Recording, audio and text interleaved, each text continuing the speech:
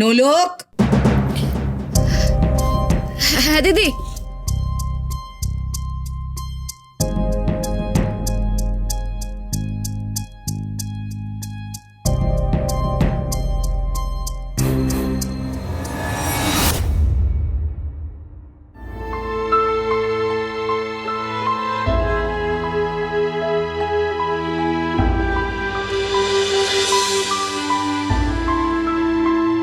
নোলক, তুমি হঠাৎ এইভাবে সেজেছো, মানে আর চোখের একই অবস্থা করেছো, কান্নাকাটি করছিলে নাকি? কি হলো, কিছু বলছো না কেন?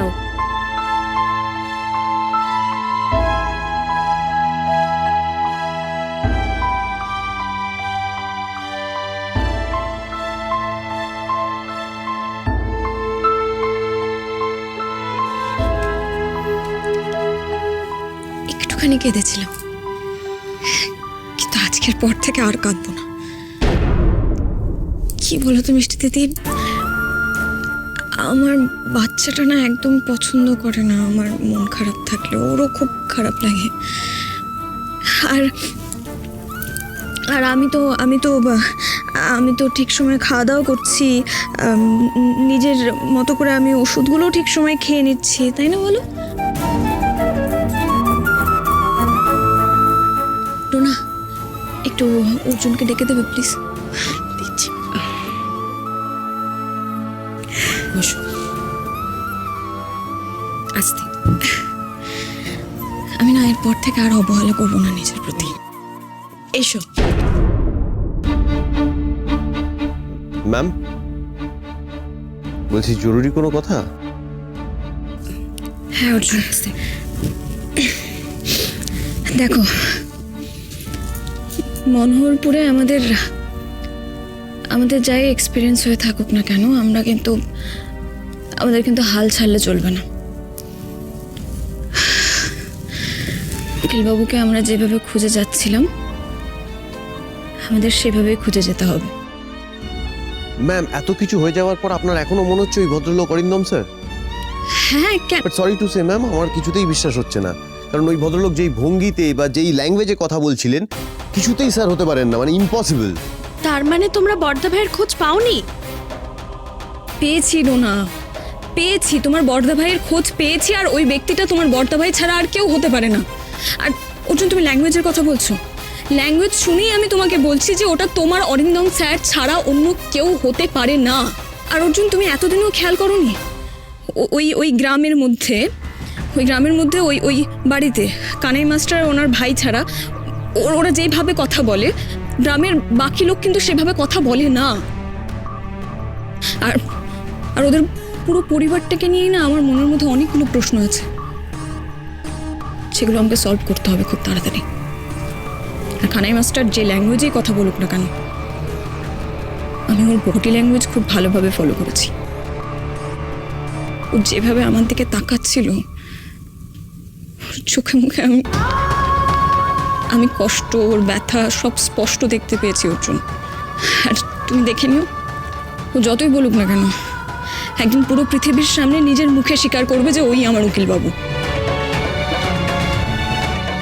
আমি নিশ্চিত ও আমার উকিল বাবু ছাড়া আর কেউ হতে পারে না।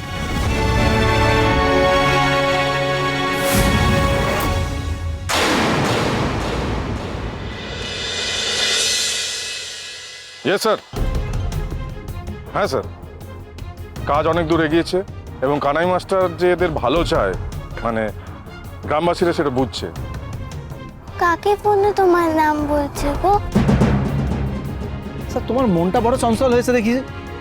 ওসব কথা কান দিচ্ছ কেন? তুমি পড়াশোনা করো। পড়ছি। ইতিহাস বলে না মাথাটা খুব ব্যথা করে। আরে মুশকিল ইতিহাস পড়লে। আচ্ছা, তুমি তাহলে একটু অঙ্ক করো দেখি, খাতা কান খোলো। হ্যাঁ স্যার, রেপুটেশন ভালো গ্রো করেছে। হ্যাঁ, গ্রামের লোকজন তো বলছে যে আমরা এনাকেই ভোট দেব। হ্যাঁ, তবে দু একজন যে পিছনে লাগছে না তাও নয়। কিছুদিন আগে তো দাদার উপর একটা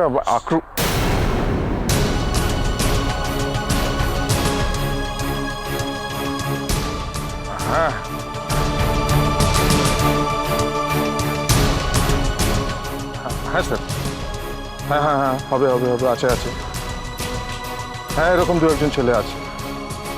হ্যাঁ, যারা তো বলছে যে আমরা আমরা ভোট দিলে কানাই মাস্টারকেই ভোটটা দেব, যাতে ওদের এই গ্রামের এই যে স্বাস্থ্য নিয়ে, চিকিৎসা নিয়ে যে দুর্নীতি হচ্ছে এইটা প্রকাশ হোক, এগুলো ধরা পড়ুক।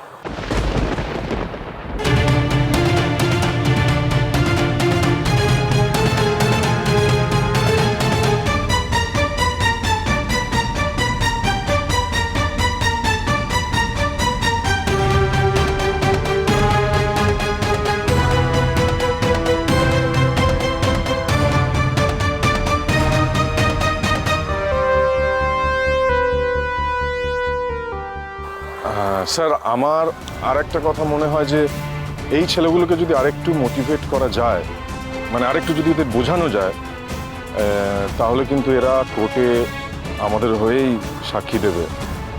হ্যাঁ sir, it is absolutely possible. Of course yes sir, he is doing a great job. কিরে বলাই? হ্যালো, বাবা, তুই তো দেখছি খুব ইংবিং করে ইঞ্জিনিতে কথা বলছিস রে, হ্যাঁ? করতে শিখলি? তোর তো কথাবার্তার ধরনই পাল্টা গেছে। কি করছিস বলতো তোরা? এই, তুই আসছিস কেন? বাবা তো আমাদের অভিনয় করছিল। একটা করছিল। তোর বাবা একটা যাত্রাপালা করছে নাকি, তা আবার ইঞ্জিনিতে? পুরোটা শুনলে তোমার হাসতে হাসতে পেটে খিল ধরে যেত। আচ্ছা, জেঠু আমাকে পড়াচ্ছিল আর বাবা আমাদের সাথে সাথে বলছিল, যা পাচ্ছিল তাই বলছিল, তাই না বাবা? যা পারছিল তাই বলছিল। আরে নারায়ণদা, দাদা ভোটে দাঁড়াচ্ছে, আর ভোটে যদি যেতে আমাকেও তো দাদার সঙ্গে কাজ করতে হবে নাকি? হ্যাঁ, এই ধরো গ্রামে জিতলো, এরপর দাদা রাজ্যের মন্ত্রী হবে, তারপর কেন্দ্রের মন্ত্রী হবে, আর তখন তো আমাকেই দাদার সঙ্গে কাজ করতে হবে, তাই একটু ইংরেজি।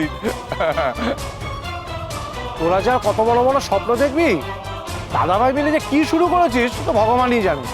এটিয়া, তুই আমার সঙ্গে চল তো। কোথাকে মাছ রান্না করেছে, ওদের সবার জন্য পাঠিয়ে দেবে বলেছে। চল আমার সাথে, চল। যা যা, এসব পড়তে হবে কিন্তু মা, কেমন? যাও যা, চল। पिघला दे जंजीरें, बना उनकी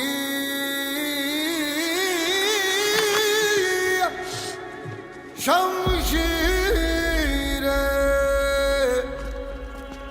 कर हर मैदान फतेह ओ बंदिया, कर हर मैदान फतेह।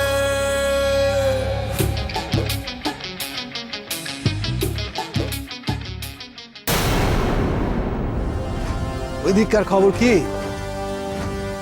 হ্যাঁ, গুড ব্যাড,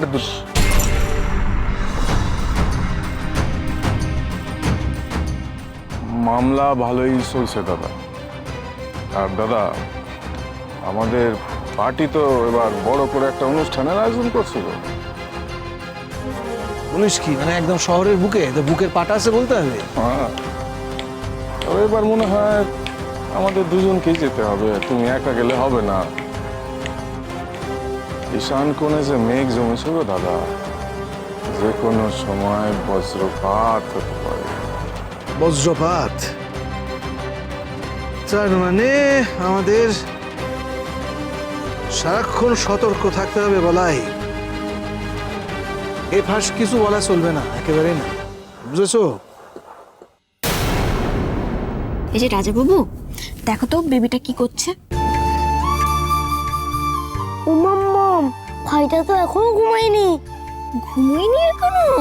ববলি ববলি। আজ